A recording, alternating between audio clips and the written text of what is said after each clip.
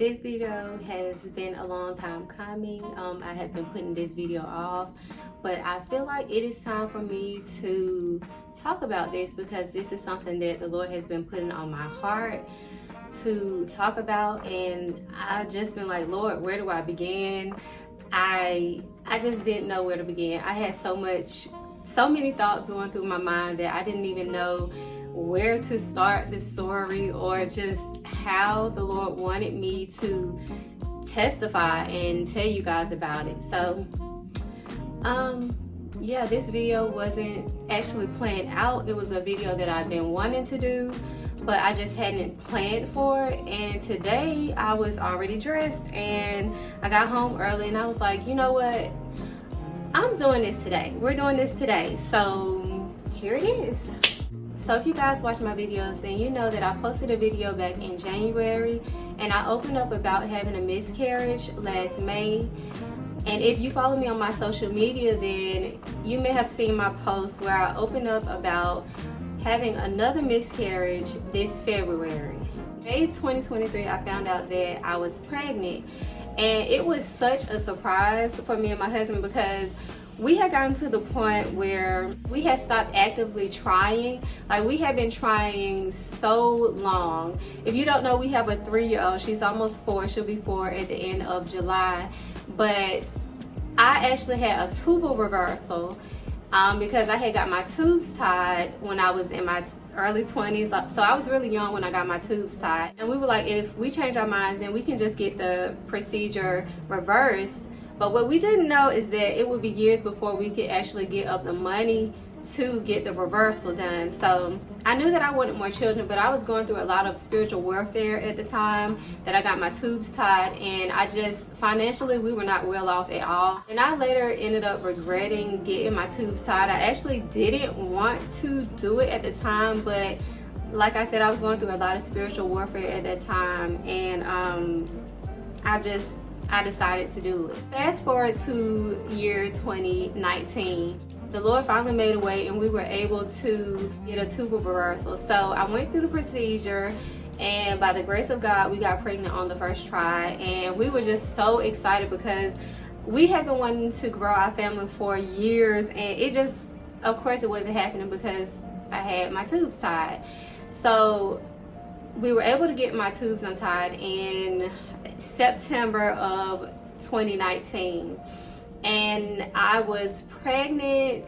I found out I was pregnant December of 2019. So we were just like so grateful that we got pregnant on the first try. If you guys are interested in watching that vlog about my tubal reversal, then I do have a vlog on that, and I'll link it somewhere up here or down here if you guys are interested in watching that vlog. My baby girl then, she was a couple of months old when I did that vlog, so I might introduce her in this vlog if this is your first time watching my videos, so that you guys can see just how big she's gotten. And God is just so good. But if you guys don't know, I do have high-risk pregnancies. It didn't affect my first pregnancy, but it affected my second pregnancy. I had to go to the doctor like more often so that they can check my baby's levels when I was pregnant with my oldest daughter, and now she's 13 years old.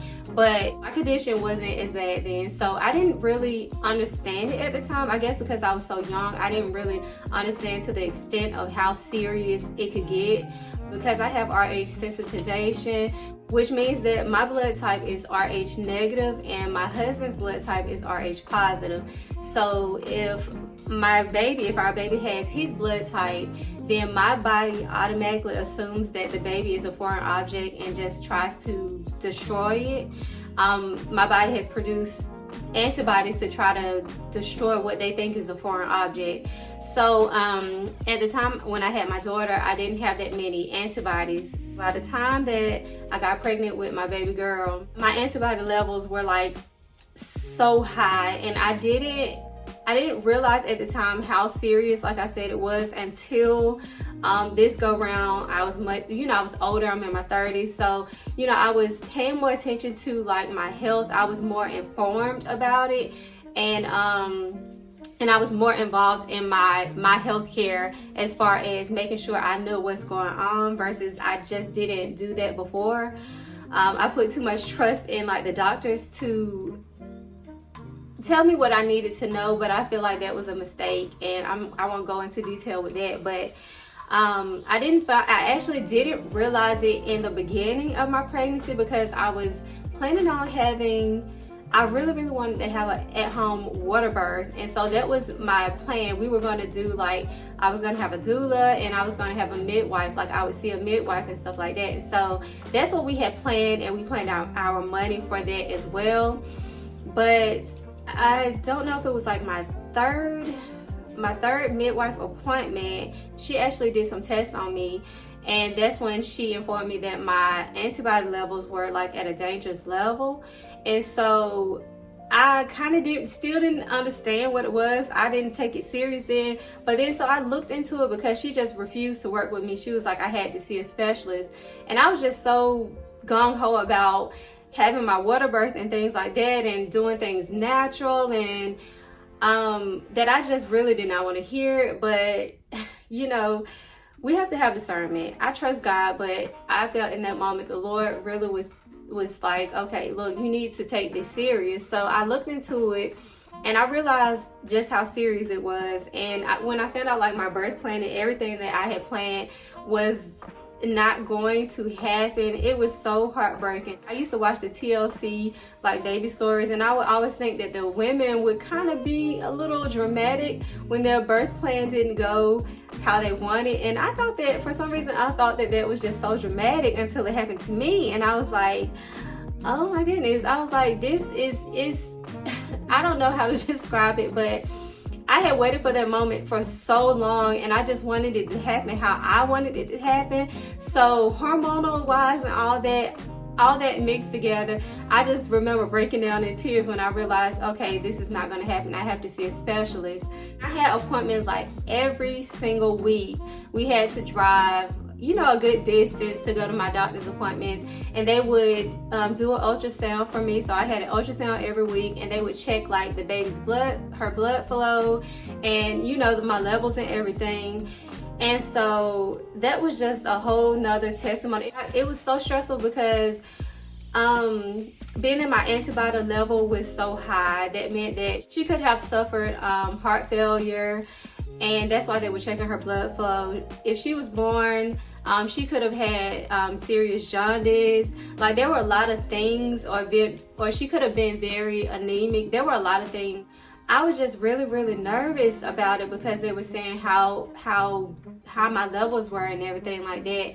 And so I had, so many people praying for us. There were so many people praying for us, and it was just such a blessing to just have so many believers in our corner like that cared enough to keep us in their prayers. I didn't have a doubt in my mind that this baby was going to make it through, because of those words of confirmation that I got from my apostle and my prophet. And so, but at the same time, it still was like a level of stress on me that I just felt like it was just so hard to shake, because I feel like every time I would go into my doctor's appointment, I would just be like holding my breath, because I was afraid that the levels would get so low that I would have to get this procedure done. And the procedure is an intrauterine blood transfusion, and basically what they do is they would have to give me a spinal tap, and they would have to use like this long needle to go through my belly into the umbilical cord, and give my baby a blood transfusion. And if the blood transfusion didn't take, then I would have had to have an emergency delivery.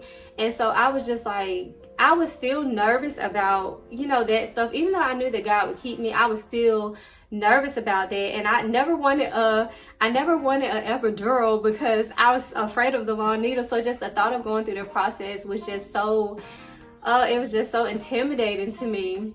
And so one of my appointments, I do remember that they were talking like the levels were getting too high, like my baby's levels weren't looking that good, and it was in a zone that it was creeping in a zone that it shouldn't be, and that I would have to have the procedure. So I remember just crying, and I told the people who were in our circle, and everybody prayed for us. My apostle and prophet, like everybody was praying for us. And so when I went back to my next appointment, the levels were back where they needed to be, and I was just like so grateful. I was like, thank you, God, because God really did that. I was just so grateful to God because that did spare me, even though I did end up having to get the procedure. It like gave me more time to kind of like prepare myself and get myself together, because before I was just a nervous wreck.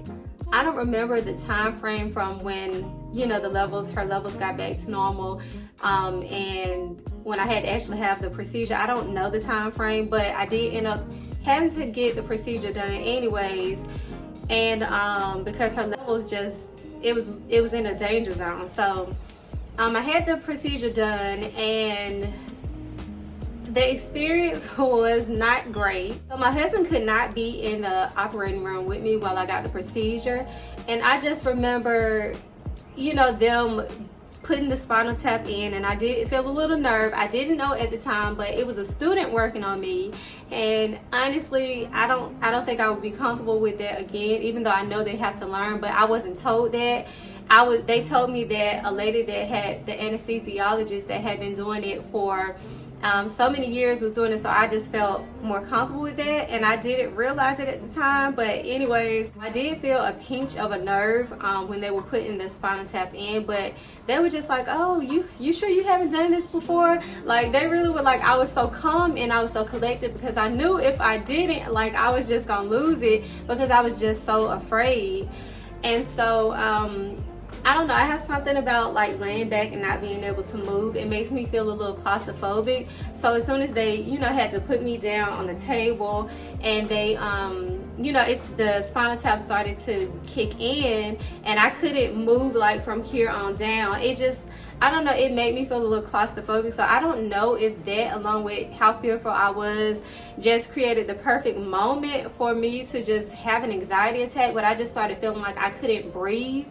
And you know, the nurses, they were so sweet, and they were like, you know, trying to point to the machine, and they were like, look, see, you're getting oxygen. I literally knocked the breathing machine off of my face, the breathing mask, I knocked it off of my face. And there was another nurse on this side, and she was just like, she was, you know, she lifted me up a little, because I couldn't get up too much, but she lifted me up a little, and she was like holding me to her chest, and she was honestly like just cradling me and telling me everything was okay. And I felt so like, it was really so comforting. I love the nurses that I work with. They were really awesome. I'm not even gonna kid you. But and they ended up giving me something that just put me out. Like, I remember waking up, but I was still a little woozy. And I remember my husband, they had to go get my husband, and he told me, he was like, I had just sat down in the caf to eat, and they called me up or whatever. He wasn't even supposed to be in the room, so they had to end up calling him in there.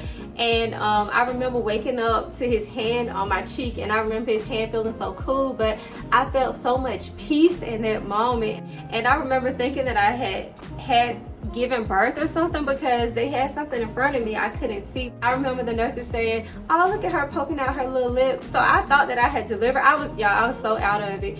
But they were actually looking at a screen of an ultrasound of her, and they were just like keeping an eye on her, because this was after they had already did the procedure. So I was still in the room, and they were monitoring her before we could actually go home.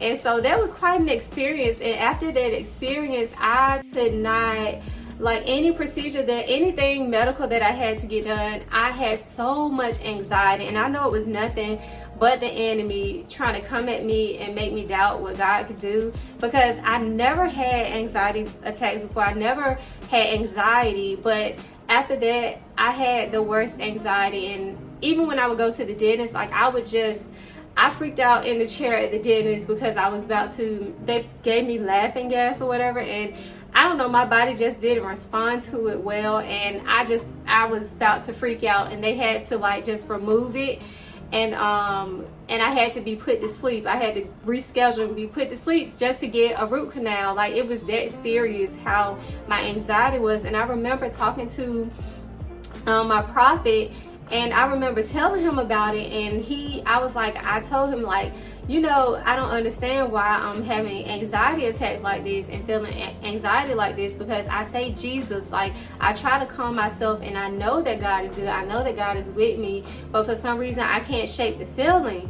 And I was like, I thought that it would leave just by the name of Jesus, just by me calling out to Jesus and saying Jesus. And he was like, some things you have to actually speak the word of God over. And I remember Googling it, and it was an article, and the man was saying that he had anxiety. He used to have anxiety attacks, and he found Bible verses, confident Bible verses, and whenever he would feel one coming along, he would recite those Bible verses, and then it would like ease up off of him. And I was like, oh, okay, you know. And so that's what my prophet told me. He told me the same thing. And so that's what I did. Like, I looked and I found Bible verses, and I tried to memorize a Bible verse so that it would like help me, and it did. And now I don't have, I'm grateful to say that I don't have those anxiety attacks. Like, I haven't had one since I had my root canal, and that was like 2 years ago, I think. So that anxious feeling has left, and I'm just really grateful for God for doing that. And so I know with these miscarriages and stuff, and the way that he brought me through to deliver my healthy baby girl, you know, he brought me through. I didn't have to go through the procedure again. That was the only time I did. My baby girl, God must have knew that I was just like struggling, because she came early. She came a whole month early. Naturally, I thought they were gonna induce me, but 2 weeks before they could induce me, my water broke naturally. So I remember it was a night. Of course, my husband, he was working. He works nights, so he was at work, and it was probably 1 o'clock in the morning, 2 o'clock in the morning. And I remember I was about to get in bed, and I, you know, kind of lifted my knee up onto the bed, and then I just felt like my water breaking. I was like, but I didn't know what it was. And so when I went to the bathroom, I'd never had my water break naturally, so I didn't know quite what it was, but I was hoping it wasn't anything wrong. But for some reason, I didn't think my water was breaking. I thought that it would just be like whoosh, but that didn't quite happen. But I did notice that like it was leaking, so I was like, maybe this is what it is, and that ended up being what it was. And so when she came, she was a healthy little 4-pound baby, and I remember them holding her up, and I remember looking at how perfectly her head was, just so perfectly round. It was the smallest little perfect circle, and I remember looking at her little sweet face, and I was just like, I remember crying and saying, she's so beautiful. And I just, oh, that moment was, when I tell you, that was such a beautiful moment. It was something about that moment because of everything that I had been through, like trusting God and knowing that God was by my side, and just seeing this, just seeing that word come to pass. Like, that was a prophetic word I had received years before she even came. It was like in 2016, yeah, I think it was like 2015 or 16 when I first received a word that I was going to have another child. And so just to see this little blessing, and to see how God kept her and God kept me, and just everything that I had been through that pregnancy, the tears, and just, oh, God is so good. He really is just so good. And that was just that moment. Oh, that moment was just like, I don't even know how to describe, but I was just so overjoyed that I just cried, and I was like, she's so beautiful. And I just ended up just like, I took her and I put her on my chest, and I don't even think I was supposed to, because they were trying to help her breathe and stuff like that. But I didn't know. My husband had to tell me and be like, you know, they need her. So, but once they, you know, cleared her off and got her breathing good, you know, they actually let me do skin and skin with her for a little while before they took her to the NICU. And so I was just so grateful having that little baby laying on my chest. And it was just like it was a miracle. Like, it really was truly, I'm gonna show y'all my little miracle in a minute. But she is, God is so good, y'all. Listen, don't make me start preaching, okay? I'm trying to stay, you know, because if I start thinking about the goodness of God, I'm gonna get off, and I feel like I already did that. So let me get back to the story, okay? So with that, I was just so grateful to God for his promises. He kept his promise. God can't lie, and he kept that promise. And I was just, when I think about it, I just get so happy, y'all. Like, if y'all can see, I'm getting all off.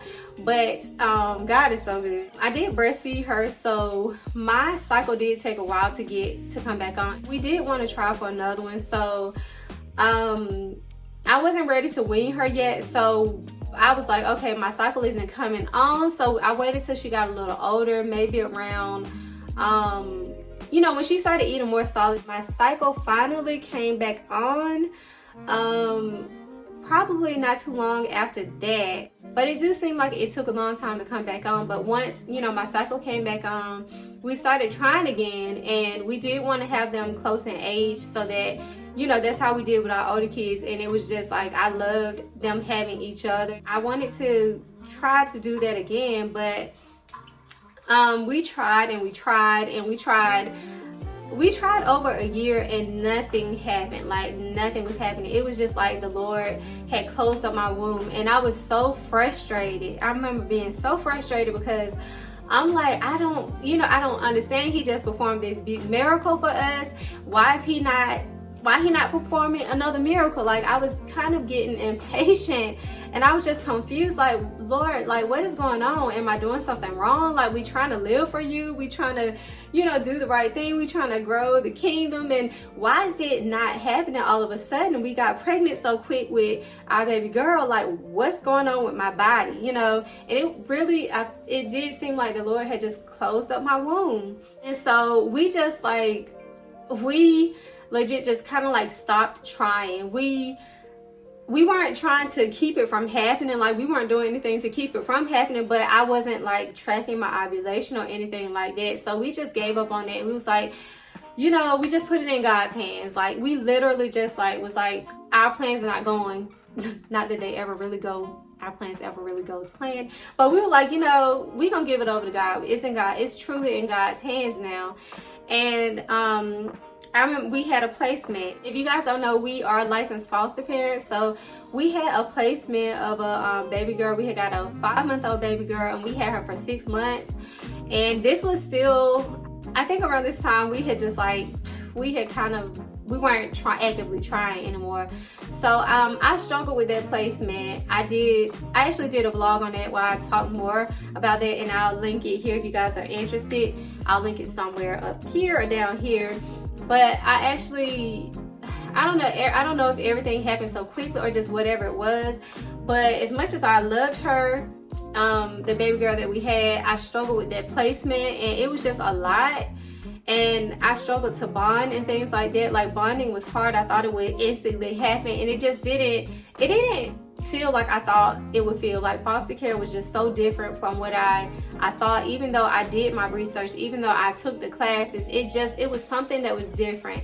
And I think that I felt like I was going through what felt like postpartum depression, which I heard that you can have like post-adoption or post-placement depression. And I think that's what I went through. I had no idea that was a thing, but I struggled with that, and I just felt like I literally was just trying to make it day to day. So the basic needs were being met, but I felt like sometimes I just felt like I couldn't do more than just the basics, you know, making sure she's fed and making sure she's clean, and, you know, getting up day to day to do that and push myself to do that. So I did feel like I was struggling, and I felt like I was failing as a foster mom, because I felt like I was just struggling so bad.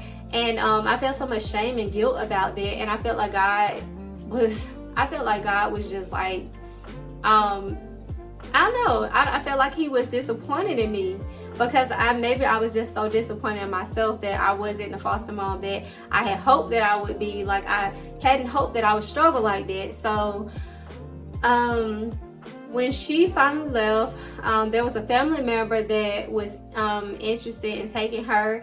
And so it was so bittersweet, because of course, like, I had this baby for 6 months. She was with me. I'm a stay-at-home mom, so she was with me day in and day out. So Lord knows that was such a bittersweet moment. Like, I was happy that she got to go back with her family, but I also was like so sad. I'm like, I have to get used to this new norm of her not being here again. I missed her, so it was hard. But it was like, immediate when she left, I think she left in May. Yeah, she left in May, and I kid you not, like a couple of days later, or it may have been, I don't know the time stretch, but she left in May, and I found out I was pregnant in May. I was just like, we were blown, like our minds were blown, because we were like, what? Like, we weren't even trying